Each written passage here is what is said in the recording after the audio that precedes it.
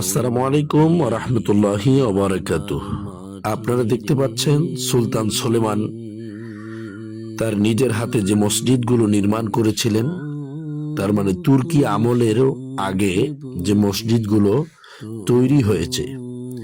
মক্কায় তুর্কি মসজিদ বলতে সাধারণত কিছু ছোট ঐতিহাসিক মসজিদকে বোঝানো হয়, যেগুলো তুর্কি খেলাফত আমলে নির্মিত বা সংস্কার করা হয়েছিল। তুর্কি আমলে মসজিদ স্থাপনার ইতিহাস প্রায় 1517 খ্রিস্টাব্দে মক্কায়ের অধীনে আসে। এরপর তুর্কি সুলতানরা সহ বহু মসজিদ ও ধর্মীয় স্থাপনাগুলোর সংস্করণ বা সম্প্রসারণ করেন মক্কার মাটিতে। বিশেষ করে সুলতান সুলেমান 16শো শতাব্দী মক্কার অবকাঠামো উন্নয়নে বড় ভূমিকা রাখছিল।